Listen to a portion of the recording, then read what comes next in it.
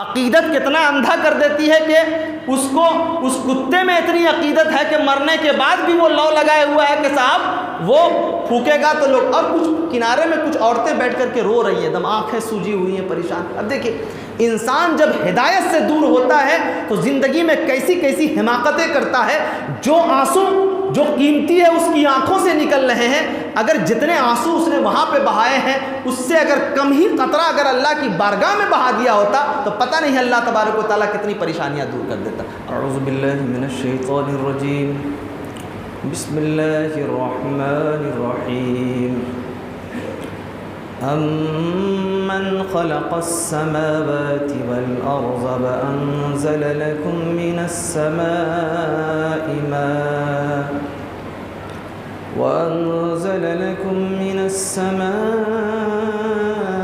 مَاءً فَأَنبَتْنَا بِهِ حَدَائِقَ ذَاتَ بَهْجَةٍ مَا كَانَ لَكُمْ أَن تُنبِتُوا شَجَرَهَا أَإِلَٰهٌ مَّعَ اللَّهِ بَلْ هُمْ قَوْمٌ يَعْدِلُونَ أَمَّن جَعَلَ الْأَرْضَ قَرَارًا وَجَعَلَ خِلَالَهَا أَنْهَارًا وَجَعَلَ لَهَا رَوَاسِيَ وَجَعَلَ بَيْنَ الْبَحْرَيْنِ حَاجِزًا أَإِلَٰهٌ مَّعَ اللَّهِ بَلْ أَكْثَرُهُمْ لَا يَعْلَمُونَ۔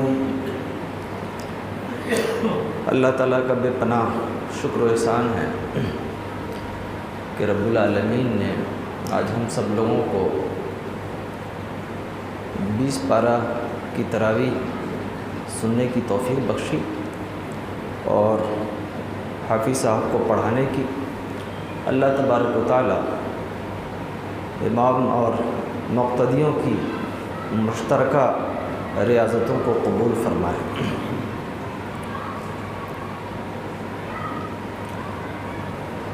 یہ 20 پارہ شروع ہوتا ہے، اس کے شروع سے پہلے جب 20 پارہ شروع ہوتا ہے اس سے پہلے اللہ تبارک و تعالیٰ نے ایک کوشچن مارکس کے طور پر ایک آیت کا ایک ٹکڑا ہے جس میں اللہ فرماتا ہے کہ جسے یہ لوگ الہ معبود بنا کر کے پھر رہے ہیں یہ بہتر ہیں یا پھر میں بہتر ہوں۔ پھر اس کے بعد اللہ تبارک و تعالیٰ نے کچھ اپنی نعمتوں کے حوالے سے ایک کوشچن کے طور پر استفہامیہ جملہ اللہ نے جگہ جگہ قائم کیا ہے کہ یہ جو آسمان ہے، چاند ستارے ہیں، یہ پہاڑ، بارشوں کا نزول، زمین میں جو نہریں ہیں اور یہ پیڑ پودے جس کی وجہ سے یہ کائنات بڑی خوبصورت معلوم ہوتی ہے، یہ سب کس نے بنایا ہے؟ ظاہر ہے اللہ تبارک و تعالیٰ نے بنایا، لیکن اس کے باوجود جو آنکھ سے ہی نہیں بلکہ دل کے بھی اندھے ہوتے ہیں انہیں اللہ تبارک و تعالیٰ کی ان نعمتوں کو دیکھنے کے باوجود بھی اس پہ غور کرنے کی توفیق نہیں ملتی۔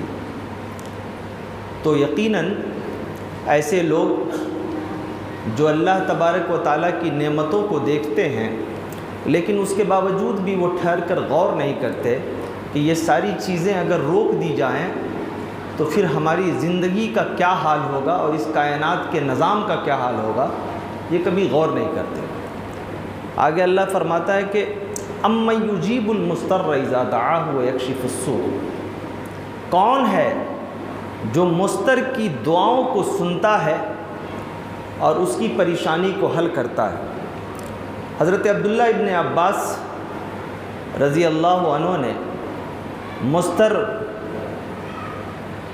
کی تفسیر اس طرح کی ہے کہ المضطر المکروب، یعنی مضطر وہ ہے جو شدید اذیت میں، پریشانی میں مبتلا ہو، یعنی تکلیف اس کی اس انتہا کو پہنچ چکی ہو جس تکلیف سے زیادہ کسی تکلیف کی کلپنا، اس کا تصور اور اس کا خیال نہ کیا جاتا ہو، اس تکلیف میں اگر کوئی مبتلا ہے، ظاہر ہے اگر کوئی انسان ایسی جگہ پہ مبتلا ہے یا ایسی جگہ میں ہے جہاں پر چاروں طرف وہ دیکھتا ہے کہ بالکل اندھیرا ہے، راستہ کوئی نہیں دکھائی دے رہا ہے، نہ اس کے پاس ماں ہے، نہ بہن ہے، نہ بھائی ہے، نہ باپ ہے، یا پھر تھوڑی دیر کے لیے فرض کر لیجئے کہ ایک ایسا انسان جو بولنے کی قوت سے محروم ہے، دیکھنے کی قوت سے محروم ہے، اس کے جسم کے ایک ایک حصے کام نہیں کر رہے ہیں، ایسی صورت میں اسی سے بولتے ہیں نا اضطراب، عالم اضطراب میں، پریشانی میں اگر وہ پکارتا ہے تو اس کی سسکیوں کو اور آہوں کو سننے والا کون ہے؟ یہ اللہ تبارک و تعالیٰ فرما رہا ہے کہ اس کی تکلیف کو سننے کے بعد پھر اس کو دور کرنے والا کون ہے؟ کبھی سوچو تو سمجھ میں آئے گا، نہیں سوچو گے تو کچھ سمجھ میں نہیں آئے گا۔ آگے توحید کے حوالے سے ایک قرآن کی ایک آیت ہے، اللہ فرماتا ہے قُلْ لَا يَعْلَمُ مَنْ فِي السَّمَاوَاتِ وَالْأَرْضِ الْغَيْبَ إِلَّا اللَّهُ۔ اللہ فرماتا ہے کہ آسمان اور زمین کے اندر جتنی بھی چیزیں ہیں جنہیں آپ دیکھ نہیں سکتے، سمجھ نہیں سکتے، اللہ فرماتا ہے کہ ساری چیزوں کا علم ہمارے پاس ہے، یعنی غیب کا علم ہمارے پاس۔ بہت سارے بھائی لوگ اسی معاملے میں اتنا بڑا جھگڑا، اتنا بڑا لفڑا پیدا کر دیتے، کہتے ہیں کہ غیب کا علم اللہ کے رسول کے پاس بھی تھا، اور اس کو مطلب کچھ مسائل ایسے ہیں اسلام کے جن مسائل کو پیچیدگیوں میں الجھا کر کے باضابطہ لوگوں نے اس کو اتنا تل کا تاڑ بنایا کہ باضابطہ ایک جماعت بن گئی۔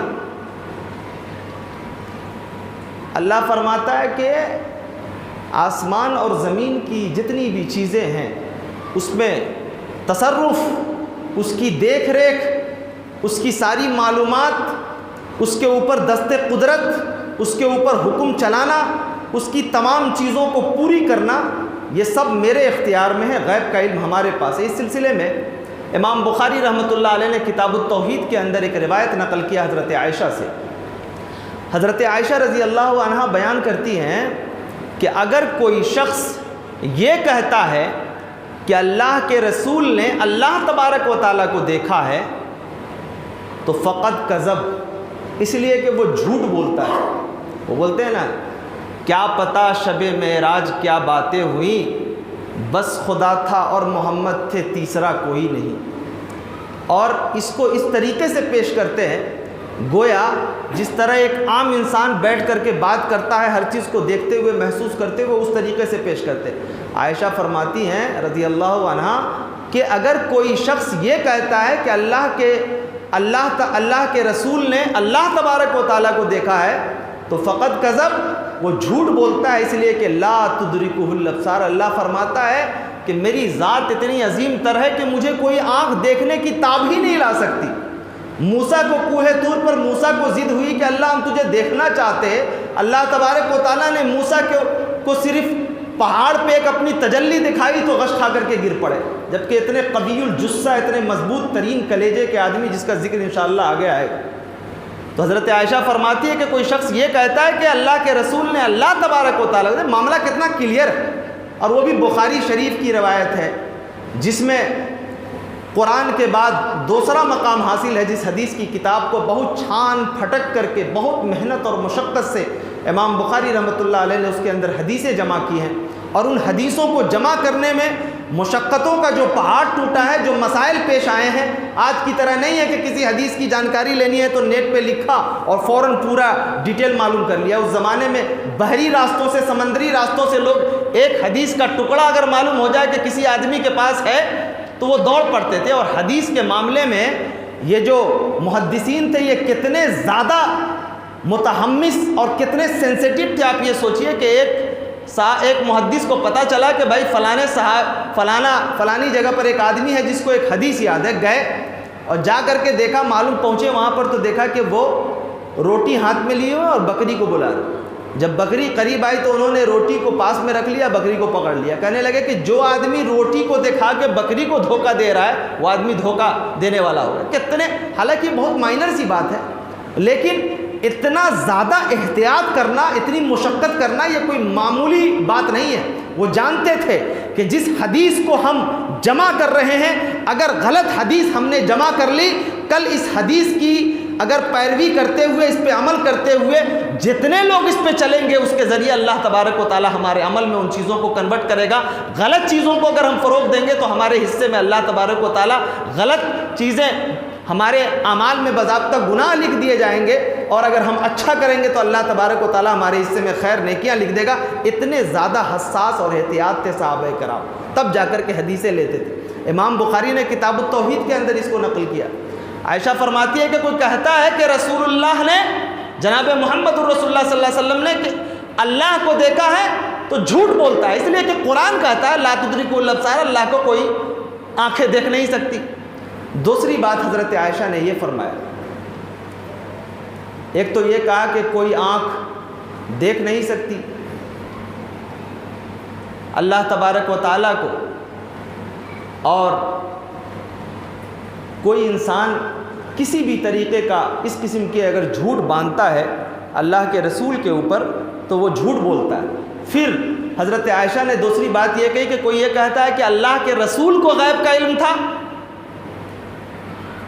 تو وہ بھی جھوٹ بولتا ہے، اس لیے کہ اللہ تبارک و تعالیٰ خود فرما رہا ہے قرآن حکیم کے اندر کہ قُلْ لَا يَعْلَمُ مَنْ فِي السَّمَاوَاتِ وَالْأَرْضِ الْغَيْبَ إِلَّا اللَّهُ، غیب کا علم صرف اور صرف اللہ کا۔ اب ظاہر ہے اگر حضرت عائشہ زوجہ محترمہ نبی کی چہیتی بیوی اس بات کی گواہی جب دے رہی ہے تو اب اس سے زیادہ بڑی شہادت کون ہو سکتی ہے اس معاملے کے حل کے لیے؟ لیکن اتنی سی چھوٹی سی بات ہمارے بھائیوں کو سمجھ میں نہیں آتی، بس اپنی اپنی الو سیدھی کرنی ہے، اپنی اپنی جماعت بنانی ہے، اپنا اپنا قبیلہ بنانا ہے، آگے بڑھاتے رہنا ہے، پیٹ پوجا کرتے رہنا ہے، اللہ کے یہاں کیا منہ دکھائیں گے وہ جانے اور ان کا کام جانے۔ بہرحال آگے اللہ تبارک و تعالیٰ نے توحید کے حوالے سے ایک بڑی پیاری بات کہی ہے، اِنَّكَ لَا تُسْمِعُ الْمَوْتَى وَلَا تُسْمِعُ الصُّمَّ الدُّعَاءَ إِذَا وَلَّوْا مُدْبِرِينَ۔ اللہ فرماتا ہے کہ آپ نہ مردوں کو سنا سکتے ہیں نہ بہروں کو سنا سکتے ہیں۔ سوال یہ ہے کہ یہاں پر مردوں اور بہروں کا ذکر کیوں کیا گیا؟ تو اس میں یہ ہے کہ ایک دعویٰ ہے اور ایک دلیل ہے، یعنی آپ یہ دیکھیے کہ اگر ایک بہرا آدمی ہے، بہرا آدمی اگر ہے تو آپ اسے کوئی بات بولے تو وہ سن نہیں سکتا، تھوڑی دیر کے لیے یہ مان لیا کہ اگر وہ سامنے ہیں آپ اشارے سے کوئی بات اسے کہے تو وہ سمجھ لے، لیکن اگر اس نے پیٹھ پھیر لیا ہے تو وہ بات سمجھنے سے بھی قاصر ہوتا ہے۔ اگر اس نے پیٹھ موڑ لیا ہے، ہاتھ اس کے پاس موجود، پیر موجود، کان موجود، ناک موجود، احساسات بھی اس کے شامل ہیں، لیکن صرف پیٹھ موڑ لیا اس نے تو آپ اسے بات نہیں سنا سکتے ہیں۔ اور خیر یہ تو بیچارہ جو مر گیا ہوا ہے، اب دیکھیے یہ بھی مسئلہ کتنا اہم بن گیا ہوا ہے، آدمی بار بار اس مسئلے کو لے کر کے یہ نیک بندے ہیں، یہ اللہ کے نیک بندے تھے، انہوں نے فلانا کیا، حتیٰ یہاں تک اس معاملے میں لوگوں کا اصل میں یہ ہوا کیسے، جب آپ اس کی ہسٹری پڑھیں گے کہ آخر یہ مزاروں کے پاس جا کر کے لوگ مردوں کے پاس جو چیختے ہیں چلاتے ہیں، آخر اس کی کیا مسئلہ ہے؟ یہ دراصل بر صغیر کے اندر جہاں جہاں بھی خاص طور سے غیر مسلموں کی آبادی ہے، یہاں پر جو ان لوگوں کے بہت طرح کے تہوار تھے، ان تہواروں کی طرح، ان رسموں کی طرح مسلمانوں نے بھی شارٹ کٹ اسلام تلاش کرنا شروع کر دیا۔ نتیجہ کیا ہوا کہ جہاں جہاں جس آدمی نے جیسی اپنی الو سیدھی کی ویسا کرنا شروع کر دیا۔ ایک جگہ تو آپ کو جان کے حیرت ہوگی کہ میں گیا، گھومنے سے دنیا سمجھ میں آتی ہے، ایک کتے شاہ کا مزار تھا۔ کون سا کا مزار تھا؟ کتے شاہ کا۔ پتہ چلا بھائی، میں نے پوچھا کہ بھائی یہ کتے شاہ کا کیا مسئلہ ہے؟ تو کہا کہ صاحب ایک یہاں پر گلی میں کتا رہتا تھا جو کسی کو کاٹتا نہیں تھا، تو لوگوں نے یہ کہنا شروع کیا کہ پرانے زمانے جو ایک بزرگ تھے وہی جنم میں کتا بن کر کے ان کا آگمن ہو گیا، وہ تشریف لے آئے۔ حالانکہ دنیا میں پنرجنم کا تصور، دوبارہ زندہ کا تصور اس دنیا میں جیسے نہیں بولتے کہ کتا بنا کے پیدا کیے جائیں گے، فلانے بلی بنا کر کے، اس تصور اسلام کے اندر نہیں ہے۔ تو کیا بولے کہ ایک کتا تھا لوگ کہنے لگے کہ یہ کسی کو اچھا یہ کیسے سمجھا ان لوگوں کے حساب سے کہ یہ بزرگ تھا پہلے؟ کہنے لگے کہ یہ کسی کو کاٹتا نہیں ہے، کسی کو بھونکتا نہیں، یہ آ رہا ہے کوئی بیماری لائق رہی ہوگی اس کو تو خاموشی سے اپنا کہیں کنارے بیٹھا رہا ہوگا، کچھ نہیں کرتا ہوگا، کوئی پرابلم رہی ہوگی۔ انہوں نے یہ طے کر لیا کہ بھائی کتا کا کام ہے بھونکنا اور کاٹنا، یہ دونوں کام نہیں کرتا، اس کا مطلب یہ ہے کہ کوئی بزرگ تھے اور وہ اس جنم میں اس شکل میں آ گئے۔ اب جو کتا جب اس کا انتقال ہو گیا تو لوگوں نے یہ کہنا شروع کیا کہ بھائی اتنے بڑے بزرگ ہیں، الگ بات ہے کہ اس کی شکل بدل کر کے کتے کی ہوگی، دیکھیں بزرگ بھی ہوگا تو کیا اتنا برا اپنی اتنی بری قسمت لے کے آئے گا کہ وہ کتا بن کر کے پیدا ہو گیا۔ اب دیکھو وہ کہا کہ بھائی اس کتے کی بڑا احترام ضروری ہے، اس کو کہیں پھینکنا نہیں صاحب، اس کو اٹھا کر کے اور جا کر کے کہیں پر اچھی جگہ پر دفن کر دو۔ لے گئے لوگ، لے جانے کے بعد اس کتے کو بہت اعزاز اکرام کے ساتھ یہ کہیے کہ کفن میں لپیٹ کر پورے عزت اور احترام کے ساتھ زمین کے نیچے دفن کر دیا۔ جیسے نوح علیہ السلام کی قوم میں بت پرستی آئی نا، اسی طریقے سے۔ اب دیکھو جب وہ ہو گیا تو اب لوگوں نے کہنا شروع کیا کہ بھئی اتنے بڑے بزرگ تھے، تھوڑا گھیر ویر دو تاکہ پتہ چلے کل ہو کر کے کہ وہ حضرت اسی میں آرام فرما رہے ہیں۔ تو گھیر دیا، دھیرے دھیرے اب اس پر مزار بن گیا۔ یہ ابھی موجود ہے، ایسا نہیں کہ کوئی سنی سنائی داستان ہے، آپ جا کر کے دیکھتے سکتے ہیں، بریلی شریف کے اندر موجود ہے۔ بریلی شریف یو پی کا اتر پردیش کا ایک بڑا ضلع ہے، وہاں پر یہ موجود ہے۔ بنا دیا، اب وہ مزار ہو گیا۔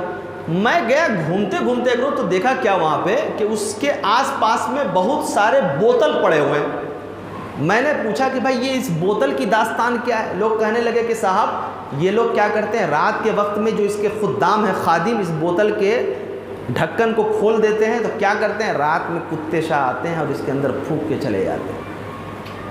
جبکہ کتا اگر ایسے بھی عام حالت میں اگر منہ ڈال دے تو اس کو کتنی مرتبہ دھونا ہے، صاف ستھرا کرنا ہے، اس کے اندر پوائزن ہوتا ہے، بیماری لگ سکتی ہے، بہت سارے مسائل ہیں۔ اب دیکھو عقیدت کتنا اندھا کر دیتی ہے کہ اس کتے میں اتنی عقیدت ہے کہ مرنے کے بعد بھی وہ لو لگائے ہوا ہے کہ صاحب وہ پھونکے گا تو لوگ، اور کچھ کنارے میں کچھ عورتیں بیٹھ کر کے رو رہی ہیں، دم آنکھیں سوجی ہوئی ہیں، پریشان۔ اب دیکھیے انسان جب ہدایت سے دور ہوتا ہے تو زندگی میں کیسی کیسی حماقتیں کرتا ہے۔ جو آنسو جو قیمتی ہے اس کی آنکھوں سے نکل رہے ہیں، اگر جتنے آنسو اس نے وہاں پہ بہائے ہیں اس سے اگر کم ہی قطرہ اگر اللہ کی بارگاہ میں بہا دیا ہوتا تو پتہ نہیں اللہ تبارک و تعالیٰ کتنی پریشانیاں دور کر دیتا۔ اب اس کا لے کر کے بیٹھے ہوئے۔ اب دیکھو یہاں پر قرآن کی آیت اب سمجھ میں آئے گی۔ انک لا تسمع الموتى، اللہ فرماتا ہے کہ تم مردوں کو بھی اپنی بات نہیں سنا سکتے، بہروں کو بھی اپنی بات نہیں سنا سکتے۔ سمجھ میں کیا آیا؟ ایک بہرا آدمی ہے، سامنے سے روبرو ہے، ہم نے بات کی ہے اشارے میں، وہ بات کو سمجھ گیا، لیکن اگر وہی آدمی اپنی پیٹھ کو پھیر لے، جسم کا پورا حصہ سلامت ہے لیکن اس کے باوجود بھی وہ سن نہیں سکتا، سمجھ نہیں سکتا۔ اللہ فرماتا ہے کہ جب میں نے اس کی کان لے لی ہے، یعنی سننے کی صلاحیت ہی نہ میں نے وہ کھویا ہے، بقیہ تو ساری چیزیں موجود ہیں۔ جب کان لے لیا تو سننے سے معذور ہے، جب جان لے لیا تو کیا عالم ہوگا؟ جب کان لے لیا ہے، پورا باڈی سلامت ہے، پھر گیا اس کو بات سمجھ میں نہیں آ رہی ہے، اور یہ جو مردہ جس کے سامنے بیٹھ کر کے سر پٹکتے پھرتے ہو، ذرا سوچو کہ میں نے اس کی جان لے لی ہے، خود اس کو نہیں معلوم ہے کہ اللہ تبارک و تعالیٰ قیامت کے دن اس کے ساتھ کیا کرنے والا ہے، تم اس کے سامنے سر ٹیک رہے ہو، سر پٹک رہے ہو۔ اسی لیے تو وہ شعر بڑا خوبصورت ہے علامہ اقبال کا، وہ ایک سجدہ جسے تو گراں سمجھتا ہے، ہزار سجدوں سے دیتا ہے آدمی کو نجات۔ ایک سجدہ رب کی بارگاہ میں جھکنے کو اپنے لیے کمزوری سمجھتا ہے، 5 وقت کی نماز مکمل نہیں ہوتی، تو یہ نہیں جانتا ہے کہ اگر اس سجدے کو چھوڑے گا تو کتنی ساری ایسی جگہوں پہ جا کے تم کو سجدے کرنے پڑیں گے جس کو دیکھ کر کے آدمی کو لگتا ہے کہ اس قوم کے اوپر ذلت نازل ہوئی ہے، اس لیے ایسا کام کر رہی۔ آگے اللہ تبارک و تعالیٰ نے حضرت موسیٰ اور فرعون اور قارون کا ذکر کیا۔ یہ جو قارون تھا یہ حضرت موسیٰ علیہ السلام کا چچا زاد بھائی تھا۔ کون سا بھائی تھا؟ چچا زاد بھائی۔ آپ نے سنا ہوگا، محاورہ بھی بن گیا ہوا کہ ارے قارون کا خزانہ لے کر کے پھر رہا ہے، بولتے ہیں نا قارون کا خزانہ لے کے پھر رہا ہے۔ اس کے پاس اتنی دولت تھی کہ باضابطہ اس کی کنجی کو سنبھالنے کے لیے خدام رکھے گئے تھے۔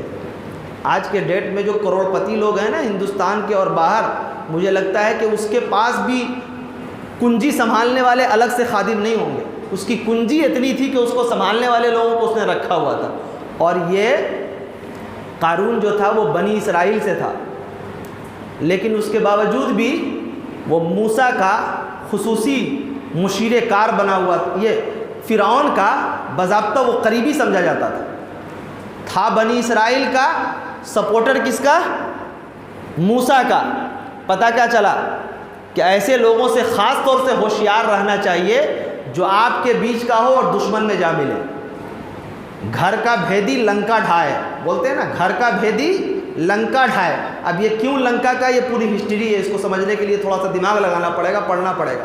وہ یہ ہے کہ جب گھر کا بھیدی اگر ہوتا ہے نا، تب تو وہ پورے علاقے میں آپ کو ذلیل کر کے رکھ دے گا۔ اب یہ جو ہے نا، بیٹھ کر کے فرعون کے ساتھ جتنی بھی فرعون کی سرکشی، گہری سازش، اس کے برے عزائم، منصوبے، ان ساری چیزوں میں یہ شامل رہتا تھا۔ اور کیا کیا چیزوں میں شامل رہتا تھا؟ اس کے جو فرعون کے ماتحت میں رہنے والے جو لوگ تھے، اس میں جو خاص طور سے ان فرعون علا فی الارض وجعل اہلها شیعا یستضعف طائفة منهم یذبح ابناءهم ویستحیی نساءهم، اس کا کام کیا تھا؟ مل جل کر کے فرعون کیا کرتا تھا کہ اپنی ریاست کے اندر، اپنی حکومت کے اندر جو لوگ کمزور ہوتے تھے اسے اور دباتا تھا اور اسے زیادہ پریشان کرتا تھا۔ اور اسے مفسرین نے لکھا ہے کہ اس نے ایک مرتبہ خواب میں دیکھا کہ ایک بچہ پیدا ہونے والا ہے جو پوری ریاست کا ستیہ ناش کر کے رکھ دے گا، میری اینٹ سے اینٹ بجا کر کے رکھ دے گا۔ ہم جتنے آسمان میں پھول رہے ہیں نا، اڑ رہے ہیں نا، اور اس کی ابتدائی آیتوں میں اللہ فرماتا ہے کہ وہ جن لوگوں کو دبانا چاہ رہا تھا، اللہ تبارک و تعالیٰ اسے اٹھانا چاہ رہا تھا۔ یعنی پتہ کیا چلا کہ اگر آپ کہیں پر کمزور ہیں، غریب ہیں، لیکن سچ کے راستے پر ہیں، اور آپ یہ سمجھ رہے ہیں کہ مصیبتیں صرف ہمارے اوپر نازل ہوئی ہیں، تو ایسا نہیں ہے۔ آپ سے اوپر پہلے بڑی بڑی قوموں کے اوپر یہ پریشانیاں نازل ہوئی، لیکن آپ کو ایسے موقع پر کمزور نہیں ہونا ہے، بلکہ انتظار کرنا ہے حق کے راستے پر چلتے ہوئے کہ اللہ تبارک و تعالیٰ اس حق کے راستے پر چلنے کی وجہ سے ہمارے مقام اور منصب کو بلند کرنے والا ہے۔ اسی لیے میں کہتا ہوں، جب قرآن کو، ہسٹری کو پڑھتا ہوں تو میں دیکھتا ہوں جب ہندوستان اور ہندوستان سے باہر کے حالات مسلمان کے، تو میں یہ کہتا ہوں کہ چاہے جتنا برا دور آ جائے، لیکن کم از کم جن حق پرستوں نے ہم سے پہلے، اس خیر امت سے پہلے جو مصیبتیں جھیلی ہیں دین کے راستے پر، اتنی مصیبتوں کا سامنا ہمیں نہیں کرنا پڑا۔ یہ اللہ کا شکر ہے، اس لیے اب بھی سنبھل جاؤ، اپنے آپ کو بدل لو۔ اللہ فرماتا ہے کہ جو لوگوں کو یہ فرعون دبانا چاہ رہا ہے، ہم اسے کل ہو کر کے بڑا کریں گے۔ اور اس نے خواب میں دیکھا کہ ایک بچہ پیدا ہوگا جو ہماری اس ریاست اور ہمارے اس لاجک اور ہمارے اس رول ریگولیشن کو بالکل خراب کر کے رکھ دے گا۔ تو اس نے کہا، جانتے، اس نے فرمان، باضابطہ قانون پاس کر دیا کہ بھائی اس ریاست کے اندر اگر کوئی بھی بچہ پیدا ہو، اگر لڑکا پیدا ہو رہا ہے تو اسے ذبح کر دیا جائے۔ قرآن کہتا ہے یذبح ابناءہم، اسے ذبح کر دیا جائے، اور اگر لڑکیاں ہوں تو اسے چھوڑ دیا جائے۔ پتہ ہے کیوں؟ وہ اس لیے کہ تاکہ ان لڑکیوں کے ذریعے وہ عیاشی کرے، اس کی عزت و ناموس پہ حملہ کرے۔ اور یہ اس کے منصوبے تھے، کمزوروں کو دباتا تھا اور بچہ جو ہوتا تھا اس کو ذبح کر دیتا تھا۔ اب دیکھیں کتنا زیادہ جابر قسم کا انسان ہو، انسان کو ذبح کرنا کوئی اتنا کیا کہتے ہیں، معمولی کوئی چھوٹی موٹی بات ہے؟ آگے چل کر کے اور بھی باتیں آئیں گی تو سمجھ میں آئے گا کہ یہ اس کے اندر یہ اتنا جبر کیوں تھا۔ اس نے باضابطہ ایک رول پاس کر دیا کہ اگر کوئی بھی بچہ پیدا ہو اس کو مار دیا جائے، لڑکیوں کو چھوڑ دیا جائے۔ اللہ تبارک و تعالیٰ نے اس سرکش بھرے ماحول میں، اس وحشیانہ قانون کے بیچ، اللہ تبارک و تعالیٰ نے حضرت موسیٰ علیہ السلام کو دنیا میں بھیجا۔ اب بتائیے، جس بادشاہ نے یہ قانون پاس کر دیا کہ بچے کے بارے میں پتہ چلے اور فوراً اسے ذبح کر دیا جائے، تو جس ماں کے شکم سے بیٹا پیدا ہوا ہوگا اس ماں کے کلیجے پہ کیا گزری ہوگی؟ اللہ اکبر۔ جب اس ماں کو یہ معلوم ہوا ہوگا کہ میری کوکھ سے جو بچہ پیدا ہوا ہے وہ لڑکا ہے، تو اس ماں کا کیا حال ہوا ہوگا، ذرا اندازہ لگائیں۔ حضرت موسیٰ علیہ السلام کی ماں نے جب دیکھا اپنے بچے کو، اندر تک سہم گئی، اور اللہ تبارک و تعالیٰ نے انہیں کہا، وَأَوْحَيْنَا إِلَى مُوسَىٰ أَنْ أَرْضِعِيهِ فَإِذَا خِفْتِ عَلَيْهِ فَأَلْقِيهِ فِي الْيَمِّ کہا کہ جب تک ممکن ہو تو اسے دودھ پلا، لیکن اگر تجھے خوف لاحق ہو جائے، پریشانی ہو جائے، فرعون کا خوف ستانے لگے، اگر تجھے اندر سے ڈر محسوس ہو تو ایسا کرنا، اسے دریا میں ڈال دینا، پانی کے حوالے کر دینا۔ اب ایک ماں کے لیے آسان ہے کیا؟ میں نے ایسی بہت ساری ماؤں کو دیکھا ہے جو اچانک اگر بچے پیدا ہو گئے اور پتہ چلا کہ میرا بچہ فوت ہو گیا ہے تو آج تک 10-12 سال گزرنے کے بعد بھی اس کا دماغی مینٹل پرابلم ٹھیک نہیں ہو سکا۔ ایک ماں اپنے کھلکھلاتے ہوئے مسکراتے ہوئے بچے کو، اپنے کوکھ سے آئے ہوئے بچے کو کیسے سمندر میں ڈال سکتی ہے؟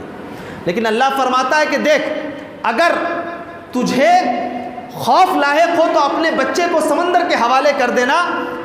تو سمندر کے حوالے کرتے وقت بھی اللہ تبارک و تعالیٰ نے یہ کہا کہ اِنَّا رَادُّوهُ إِلَيْكَ، تو فکر مند مت ہونا، اس لیے کہ اس بچے کو ہم تمہاری طرف لوٹائیں گے، یہ بچہ لوٹ کر کے تمہارے پاس آئے گا، یہ میرے منصوبے کا حصہ ہے نا، یہ کیسے آئے گا یہ میں جانتا ہوں۔ وَجَاعِلُهُ مِنَ الْمُرْسَلِينَ، اور قرآن کہتا ہے، اللہ فرماتا ہے کہ میں اسے رسول بنانے والا ہوں، مقام اور بلندی عطا کرنے والا ہوں۔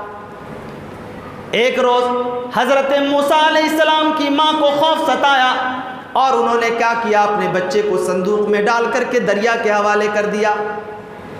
بیٹی سے کہا کہ بیٹی دیکھتے رہنا، یہ میں نے اپنے لال کو جو دریا کے حوالے کیا ہے، یہ صندوق کدھر کا رخ کرتا ہے۔ سمندر کی لہریں، کبھی بڑے سمندروں میں آپ جائیے، آپ جانتے ہیں اس کی لہریں اتنی تیز ہوتی ہیں کہ آدمی دیکھ کر کے آدمی کو وحشت محسوس ہوتی ہے۔ لہریں چل رہی ہیں، لیکن اللہ تبارک و تعالیٰ نے فرشتوں کے حصار میں، فرشتوں کی حفاظت میں اور اپنی دیکھ ریکھ میں پورا معاملہ چلا رہا تھا۔ دیکھا ان کی بہن نے چپ چپ کر کے کہ یہ صندوق جاسوس کی طرح چپ کے دیکھ رہی ہے کیسے جا رہا ہے، دیکھ رہا ہے اس کی لہریں دیکھ رہی ہے کہ لہریں تو بہہ رہی ہیں، لیکن اس صندوق کا رخ اس طرف ہو گیا ہے جس طرف فرعون کا محل ہے، دربار ہے، اس طرف اس کا رخ ہو گیا۔ اب وہ پیچھے پڑ گئی دیکھنے کے لیے کہ دیکھتے ہیں کیسے یہ کہاں کس طریقے سے جاتا ہے۔ اور یہاں پر ایک عجیب و غریب بات میں آپ کو بتاؤں کہ یہاں پر اللہ تبارک و تعالیٰ نے حضرت موسیٰ علیہ السلام کی ماں کے بارے میں، اس کے کلیجے کے بارے میں جو جملہ کہا ہے، وہ شاید شارٹ میں اتنا خوبصورت اور اتنا جامع اور دل کو دہلا دینے والا جملہ شاید میرے خیال سے کسی لٹریچر میں نہیں مل سکتا۔ اللہ نے فرمایا وَأَصْبَحَ فُؤَادُ أُمِّ مُوسَىٰ فَارِغًا، اور میں نے موسیٰ کی ماں کو فارغ کر دیا۔ علامہ زمخشری بہت بڑے مفسر ہیں، لکھتے ہیں بطل قلبها، یعنی جب موسیٰ کی ماں نے سمندر کے حوالے اپنے بچے کو کیا تو حال یہ تھا کہ دل نے کام کرنا چھوڑ دیا۔ جب دل کام کرنا چھوڑ جائے تو بدحواسی کا کیا عالم ہوگا، سوچ سکتے ہیں آپ۔ اس لیے یہاں پر ماں کی محبت کا اندازہ ہوتا ہے۔ اور آگے چل کر کے اللہ تبارک و تعالیٰ نے ذکر کیا کہ یہ قریب تھا کہ ان کی ماں شدت محبت سے مغلوب ہو کر کے یہ اس حقیقت کو، اس راز سے پردہ اٹھا دیتی کہ یہ میرا بچہ ہے، لیکن اللہ تبارک و تعالیٰ نے ان کے دل کو کنٹرول کیا، بچایا، حفاظت کی۔ پتہ کیا چلا کہ دل پر، اور ایک جگہ اللہ تبارک و تعالیٰ نے سورۃ طٰہٰ کے اندر فرمایا موسیٰ علیہ السلام سے کہ جانتے ہو وہ تجھے قتل کر دیتا، لیکن وَأَلْقَيْتُ عَلَيْكَ مَحَبَّةً مِّنِّي وَلِتُصْنَعَ عَلَىٰ عَيْنِي، میں نے تمہارے تعلق سے اس کے کلیجے کے اندر محبت ڈال دی تھی، اسی لیے اس نے تجھے بچا لیا، تم بچ گئے۔ پتہ کیا چلا، مفسرین نے لکھا ہے کہ اگر نیک لوگوں کے اعمال اچھے ہوں تو اللہ تبارک و تعالیٰ دشمنوں کے کلیجے میں بھی اس کی محبت ڈال دیتا ہے۔ آپ دیکھتے نہیں، بہت ساری جگہوں میں آپ دیکھتے ہیں کہ مسلمان بیچارہ روزے کے موقع پر روزے کی تیاری کر رہا ہے اور انتظام میں غیر مسلم لگے ہوئے اس کا چپل سنبھال رہے ہیں، پانی کا انتظام کر رہے ہیں، یہ کیا ہے؟ اور میں آپ کو رک کر کے ایک سچی بات بتانا چاہتا ہوں تاکہ آپ کی بات ڈائریکٹ سیدھے کلیجے کے اندر یہ محفوظ ہو جائے۔ میں آپ کو یہ ایک بات اس حوالے سے بتانا چاہتا ہوں کہ اللہ تعالیٰ محبت کیسے ڈالتا ہے۔ دیکھیے، میں جس بستی سے تعلق رکھتا ہوں میری آنکھوں کا دیکھا ہوا، وہاں پر پہلے صرف 40 سے 50 گھر بمشکل تمام مسلمان تھے، وہاں پہ مسجد بھی نہیں تھی، لوگ نماز پڑھنے کے لیے، جمعہ کی نماز پڑھنے کے لیے باہر جایا کرتے تھے۔ میں نے اس پنڈت کو، اس بابا جی کو اپنی آنکھوں سے دیکھا اس کی زندگی کے آخری عمر میں. جب وہ راستے سے گزرتے تھے نا تو ہم لوگ چھوٹے چھوٹے بچے اپنے گھر کے دروازے پہ کھڑے ہو جاتے تھے اور وہ سارے بچے کو پرشاد بولتے ہیں نا وہ لوگ، شیرنی تھوڑا تو کچھ رکھے رہتے تھے، وہ چھوٹا چھوٹا صبوردانہ جو ہوتا ہے نا چینی کا جو بنا ہوا ہوتا ہے وہ تھوڑا تھوڑا دیتے ہوئے چلے جاتے تھے اور ہم لوگ انتظار میں رہتے تھے. اور ہم لوگ جب قریب آتے تھے کہتے تھے آداب بابا جی، آداب بابا جی. کیا غیر مسلم اور کیا مسلمان سب آداب کرتے تھے، وہ چلتے رہتے تھے. اب ظاہر ہے جہاں پر آٹے میں نمک کے برابر مسلمان ہوگا اس کے دل میں کبھی بھی ایسا خیال تو پیدا ہو ہی نہیں سکتا ہے کہ اس سے ٹکرائے. حال یہ ہے کہ اگر پھونک دے تو مسلمان نیست و نابود ہوگا، یہ عالم. اور اس میں بھی 40-50 جو لوگ تھے ان کا عالم یہ تھا کہ بمشکل تمام 3-4 لوگ تھے جو نماز پڑھتے تھے. بقیہ سارے لوگوں کا عالم یہ تھا کہ کوئی شراب میں، کوئی کباب میں، کوئی کہیں. اس پورے معاشرے میں ایسے لوگ رچ بس گئے تھے کہ پتہ ہی نہیں لگتا تھا کہ مسلمان کہاں ہیں اور غیر. آج مجھ سے لوگ پوچھتے ہیں جب میرا پتہ جب لوگ پوچھتے ہیں نا اور میں اپنے علاقے کے لوگوں کو جب بتاتا ہوں کہ میرا گھر اس بستی میں ہے تو لوگ کہتے ہیں وہاں مسلمان بھی رہتا ہے کیا؟ حیرت سے پوچھتے ہیں لوگ. تو وہ بابا جی جو جاتے تھے بیچارے روز، وہ ایک مرتبہ باہر گئے تو وہاں باہر کے مسلمانوں نے انہیں تانا کہنا شروع کیا کہ یار تم کیسے لوگ ہو، بڑی تعداد میں ہو تو اپنے آپ کو زیادہ باہوبلی سمجھتے ہو کیا؟ ارے مسلمان ہمارے یہاں آ کر کے نماز پڑھنے کے لیے آتے ہیں، اپنے گاؤں میں کیوں نہیں کوئی ٹھکانہ بنا دیتے ان کے لیے؟ اب دیکھیے ذریعہ کیسے بنتا ہے. مسلمان ہیں، خیال کبھی پیدا نہیں ہوا، جا رہے ہیں باہر سے کام ہو رہا ہے. لیکن وہ بیچارے جا رہے تھے اور پھر وہیں سے واپس آئے. گاؤں کا جو 2-3 آدمی تھا نماز پڑھنے والا، اس سے کہا کہ سنو میں باہر جاتا ہوں، لوگ بہت مجھے تانا کرتے، اس لیے تم لوگ آج کے آج یہ طے کرو کہ تم لوگوں کو جمعہ کی نماز یہیں ادا کرنی ہے. لیکن مسلمانوں کا جو معاملہ تھا وہ ہمیشہ ایک دوسرے سے ملا جلا ہوا تھا. وہ ایک دوسرے کے ساتھ اچھا برتاؤ کرتے تھے، نماز نہیں پڑھتے تھے لیکن برتاؤ اچھا تھا. اس کی دیکھ ریکھ میں باضابطہ کوئی جگہ کہا گیا ڈھونڈنے کے لیے، جگہ ڈھونڈنا بعد میں، لیکن پہلے یہ طے کرو کہ جمعہ کی نماز کہاں ہوگی. مجھے یہ کہتے ہوئے فخر حاصل ہو رہا ہے کہ الحمدللہ ثم الحمدللہ اس بستی کے اندر وہ پہلی سرزمین اور پہلا دروازہ تھا کہ میرے دادا نے بڑھ کر کے کہا کہ کوئی جگہ نہیں ملتی ہے تو جب تک جمعہ کی نماز یہیں ادا کرو. میں کبھی کبھی سوچتا ہوں تو میری آنکھیں بھیگ جاتی ہیں کہ میرے دادا نے شاید یہ ضرب پیدا کیا ہوگا تو اللہ تعالیٰ نے اس نعمت سے نوازا، ورنہ میں جانتا ہوں کہ میں کس جگہ سے آتا ہوں. تو انہوں نے کہا تو پھر وہاں پر نماز ہونے لگی. بالآخر دھیرے دھیرے وہاں پر نماز ہونے کے بعد جب 5 سال 6 سال کا عرصہ بیت گیا تب جا کر کے لوگوں نے مین علاقے سے کنارے میں ایک مسجد کی تعمیر کی. آج الحمدللہ وہاں پر نماز 5 وقتہ ہوتی ہے اور جمعہ کی نماز ہوتی ہے. تو میں کہنا یہ چاہتا ہوں کہ اللہ تبارک و تعالیٰ اگر چاہے تو آپ کے کلیجے میں آپ کا عمل اگر بہتر ہو تو اللہ تبارک و تعالیٰ آپ کے دشمن کے کلیجے میں بھی آپ کی محبت ڈال دیتا ہے. اب حضرت موسیٰ علیہ السلام کی بہن نے دیکھا کہ اس صندوق کا رخ جو ہے نا وہ فرعون کے دربار کی طرف ہو گیا.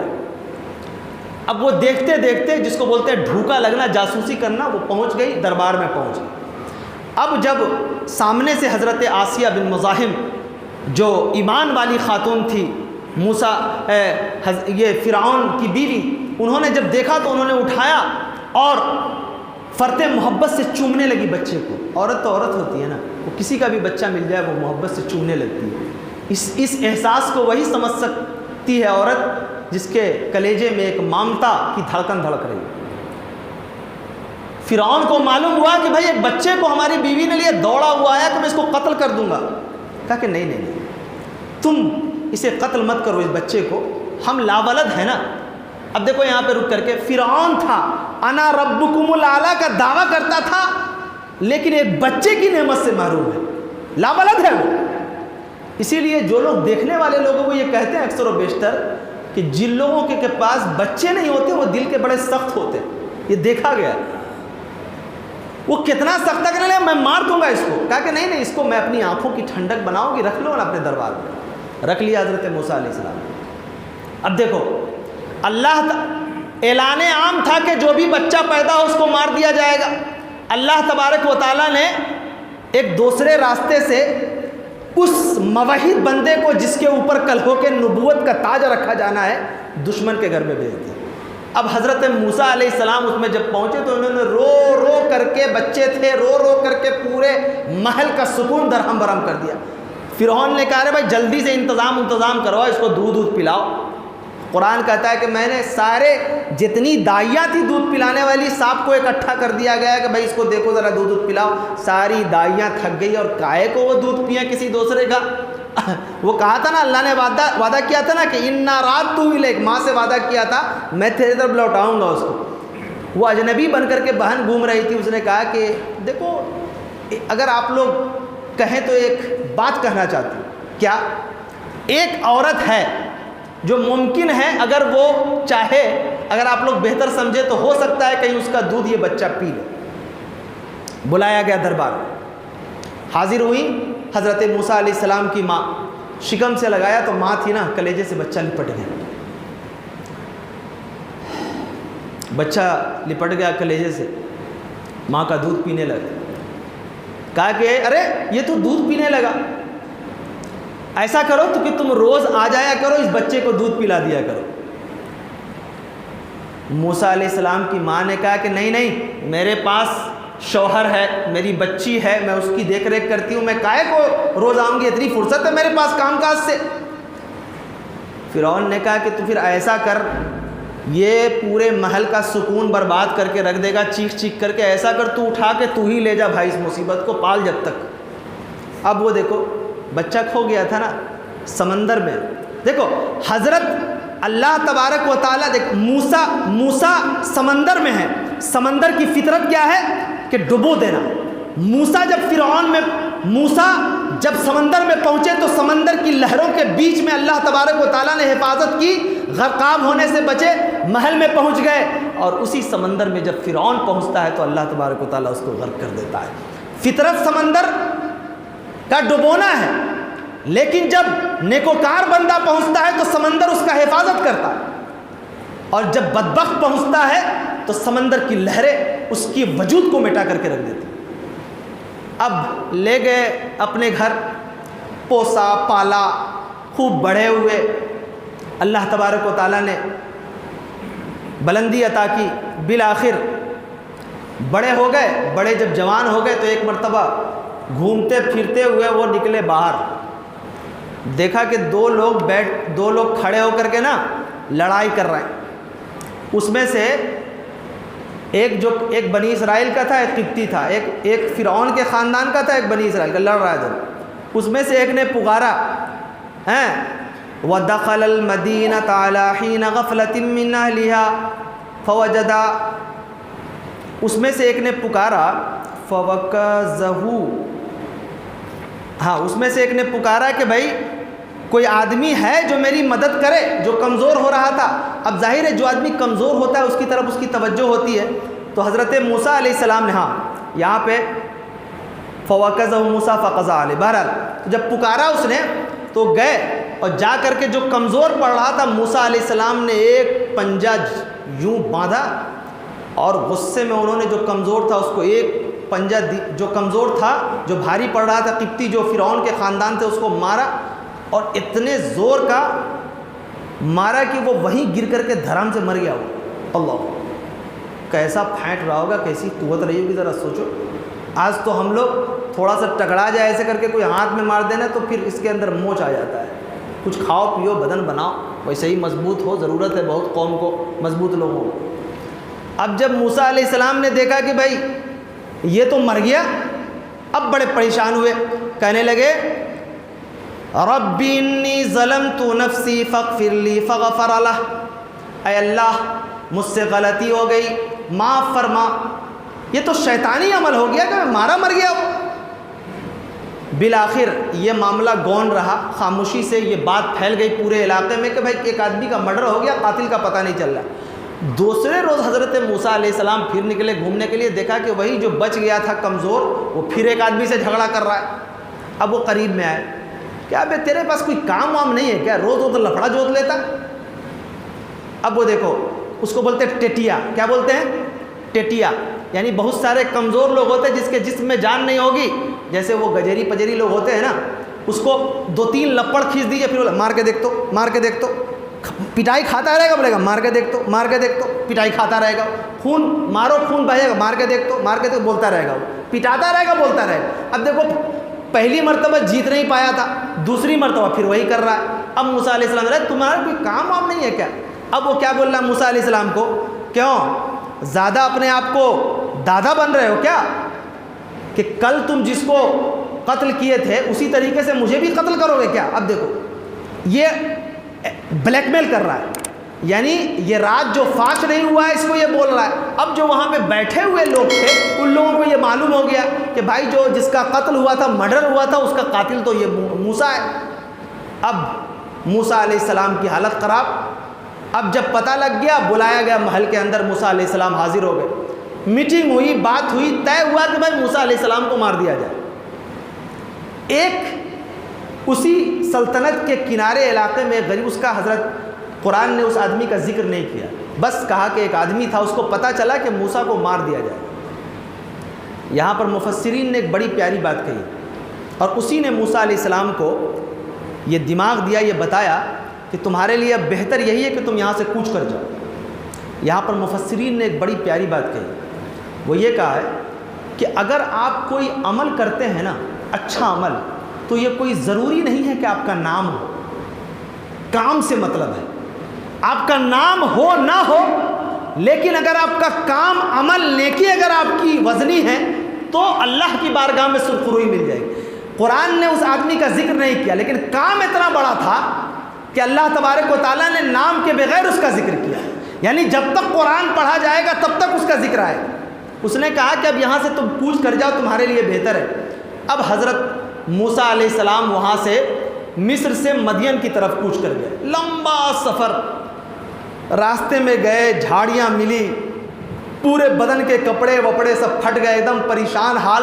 ایک کنویں کے پاس گئے، جا کر کے بیٹھ گئے سستانے کے لیے۔ ظاہر ہے اس زمانے میں آج بھی اگر آپ گرمی کے موسم میں پریشان حال ہے تو کہاں جا کے ٹھہرتے؟ جہاں پانی کا انتظام ہوتا ہے، بیٹھ گئے اپنا آرام سے، چپ چاپ خاموشی سے سوچ رہے کیا کرے نہیں کرے۔ دیکھا کہ کچھ لوگ بیٹھ کر کے پانی بھر رہے ہیں،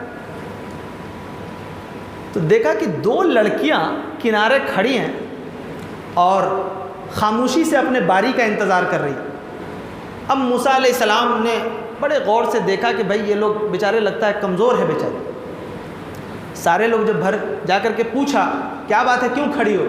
کہا کہ میرے والد صاحب جو ہے نا بوڑھے آدمی ہیں، اس لیے ہم لوگوں کو کام، جوان ہے لیکن ہم لوگوں کو کام کرنا پڑتا ہے، اس لیے یہاں پہ کھڑے ہیں، جب یہ سارے لوگ چلے جائیں گے تب ہم لوگ پانی بھریں گے۔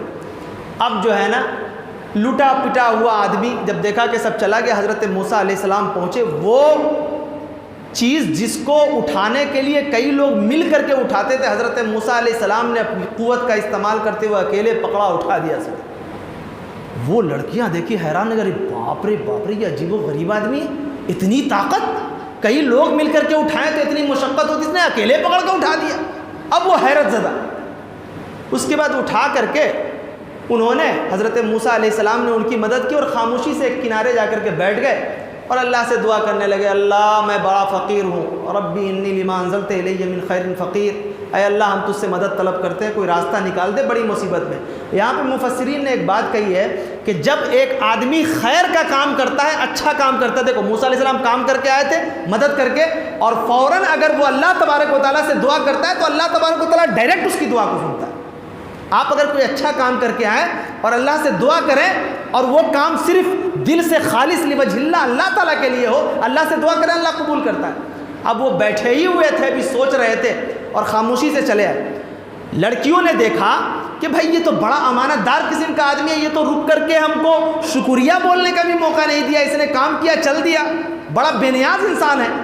تو وہ متاثر ہوئی۔ دوسرے لوگ کہتے ہیں کہ آج کل کا لڑکا ہوتا ہے کیا کرتا پتہ ہے، کسی لڑکی کی اگر ہیلپ کر دے تو کھڑا ہو کر سوچتا رہتا ہے کہ دیکھو ذرا یہ میری طرف دیکھ رہی ہے کہ نہیں، کچھ بول رہی ہے کہ نہیں، کچھ الفاظ بول رہی ہے کہ نہیں۔ اب پھر بات کرتے کرتے فرض ٹھیک ہے یہ میرا نمبر ہے، ہم یہیں بغل میں رہتے ہیں، رات تک گفتگو ہونی چاہیے۔ یہ احسان کم کرتا ہے اور اس احسان کا بدلہ زیادہ لینا چاہتا ہے۔ حضرت موسیٰ علیہ السلام نے کام کیا اور کنارے ہٹ گئے۔ انہوں نے کہا کتنا امانت دار انسان ہے یار، دو لڑکیاں تھی، جوان تھی، اس نے پلٹ کے دیکھا نہیں، جا کر کے اپنے والد صاحب سے ذکر کیا۔ حضرت شعیب علیہ السلام تھے جو بوڑھے ہو گئے تھے، کہا کہ بلا کر کے لا اس کو، بڑا اچھا لڑکا معلوم ہوتا ہے۔ گئے وہاں پر اور کہا کہ ایسا ہے تم بہت اچھے آدمی ہو، امانت دار ہو، میرے یہاں نوکری کرو گے؟ اگر نوکری کرو گے، تمہارا کام کاج اچھا رہا تو تو میں ان دونوں بیٹیوں میں سے کسی سے شادی کر دوں۔ اب موسیٰ علیہ السلام نے دیکھا کہ بھائی کوئی راستہ نہ پیرا، بدن کے کپڑے پھٹ گئے ہوئے ہیں، حالت اتنی ہے کہ فقیر کا اللہ میں فقیر ہو گیا ہوں، کیا کروں۔ فقیر یہ لفظ جو ہوتا ہے یہ غربت کا آخری لفظ ہے جس کو فقیر بولتے ہیں، مسکین بھی فقیر سے اوپر ہوتا ہے۔ کہا کہ ٹھیک ہے۔ اب انہوں نے کہا کہ اگر تم 10 سال کی مدت اگر طے کر لو، یہاں پہ کام کاج ٹھیک ٹھاک سے رہو گے تو یہ تمہارے لیے مہر ہو جائے گا اور تمہاری میں شادی کر دوں گا، لیکن اگر 8 سال تک اگر تم رہ گئے تو تمہارا اعتماد بحال ہو جائے گا، 10 سال کر دے تو تم اچھی بات ہوتی ہے۔ یہاں پر مفسرین نے لکھا ہے کہ دیکھو اللہ تبارک و تعالیٰ کو پکارا اور اللہ سے کہا تو اللہ تبارک و تعالیٰ نے بے یار و مددگار نکلے تھے، کچھ نہیں تھا، اللہ تبارک و تعالیٰ نے نوکری بھی دے دی اور بیوی بھی عطا کر دی۔ اسی لیے بعض لوگوں نے لکھا ہے کہ دیکھو بیوی کے لیے انہوں نے پورے 8 سال تک برتن مانجا، کپڑے دھوئے وغیرہ وغیرہ وغیرہ۔ تو آج کل جو لوگ بھی اپنی اہلیہ کی خدمت پہ مامور ہے وہ سمجھے کہ ہاں یہ سنت موسوی ادا کر رہے ہیں۔ لوگ فوراً کہتے ہیں ارے یہ کام کر رہا ہے بیوی کے لیے، یہ تو بیوی کا غلام ہو گیا۔ یہ بیوی کا غلام نہیں ہوتا، شریک حیات ہے، شریک سفر ہے۔ جب کسی کو ہم شریک حیات بناتے ہیں، زندگی کا ساتھی بناتے ہیں تو اس کے ساتھ ہاتھ بٹاتے۔